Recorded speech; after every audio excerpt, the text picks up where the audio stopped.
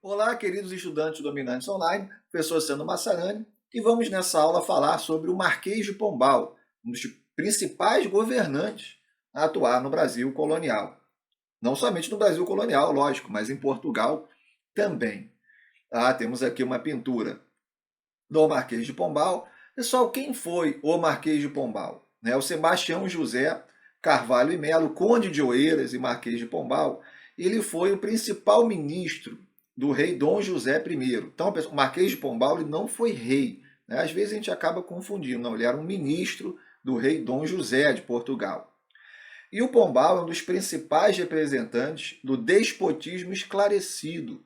O que é o despotismo esclarecido? É o tipo de governo que é absolutista, onde o rei continua absolutista, mas há algumas reformas mais iluministas, mais liberais. Então, o Pombal é um dos grandes representantes do despotismo esclarecido. O Pombal ele vai ascender ao poder, ele chega ao prestígio que ele vai ter, influência que ele vai ter perante ao rei, após um dos maiores terremotos da história da humanidade, que é o terremoto de Lisboa, em 1755, no dia de Todos os Santos, que vai devastar a cidade de Lisboa. E aí o Pombal ele vai liderar a reconstrução de Lisboa a partir de moldes iluministas. Até hoje Lisboa tem muito do traçado do Pombal. Praticamente o traçado do Pombal, um traçado mais racional, de planejamento urbano.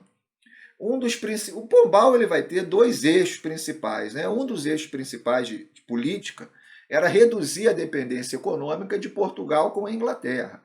Portugal tinha assinado com a Inglaterra o famoso Tratado de Panos e Vinhos, ou Tratado de Methuen, onde Portugal exportaria vinhos baratos para a Inglaterra e a Inglaterra exportaria tecidos baratos a Portugal. Isso vai travar muito a indústria de tecidos de Portugal. Portugal fica muito dependente da economia inglesa nesse tratado. E o Marquês de Pombal ele vai revogá-lo. O outro eixo, pessoal, falamos desse eixo da reduzir a dependência de Portugal com a Inglaterra, o outro eixo vai ser buscar colonizar o Brasil também. Ele vai focar muito na ocupação da terra brasileira. E talvez uma das grandes características das medidas do Pombal, que vai mais influenciar a gente aqui, é a expulsão dos jesuítas. O Pombal ele vai articular a expulsão dos jesuítas no Brasil, vai também articular com o rei da Espanha, os jesuítas são expulsos da América Espanhola, e o Papa, olhem só, vai extinguir a ordem dos jesuítas. Só retornaria décadas e décadas depois. O argumento do Pombal é que os jesuítas estavam ficando muito fortes, não respondiam mais ao Papa.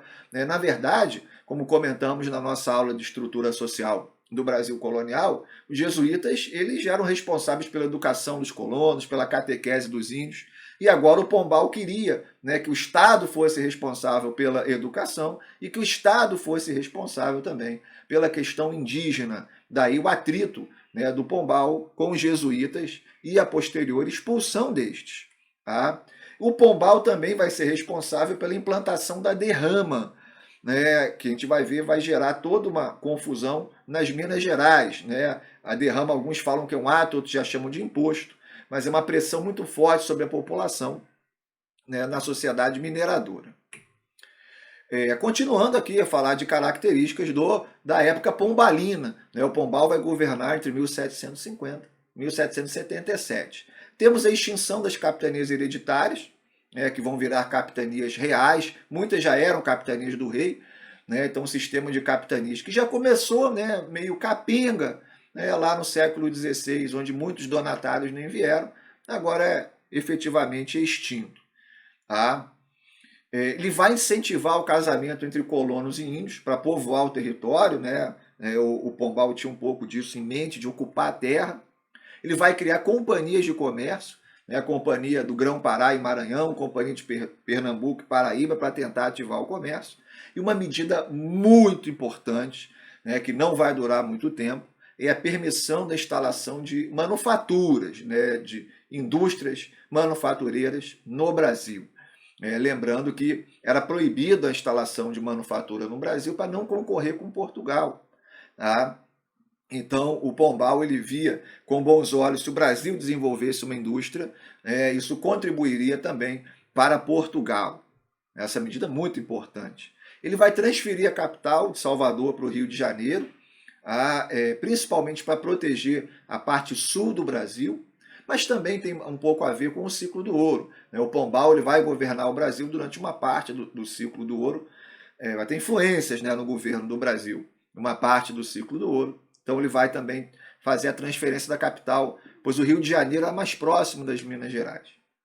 Mas o rei veio a falecer, o Dom José I ele vai falecer, tá? E aí o Pombal era uma figura assim, muito polêmica em Portugal. A rainha Dona Maria, que vai suceder o Dom José, ela não gostava do Marquês de Pombal. O Pombal vai ficar em prisão domiciliar, inclusive. A Dona Maria aqui, a gente vai ver na aula de Dom João, ela era chamada de Maria a Louca no Brasil, mas em Portugal ela é conhecida como Maria a Viradeira. Por quê? Porque ela vai virar, ela vai mudar praticamente tudo que o Pombal fez, incluindo aí a questão das manufaturas. Novamente é proibido a manufatura no Brasil, com exceção de roupas para escravos. Tá? Isso aí, infelizmente, atrasou talvez um possível início de industrialização mais sistemática no Brasil. E ela vai finalizar diversas outras medidas, como o fim das companhias de comércio também, feitas pelo Pombal. Espero que vocês tenham aprendido bastante, gostado da aula. É sempre um prazer enorme estar com vocês. Bons estudos e até a próxima.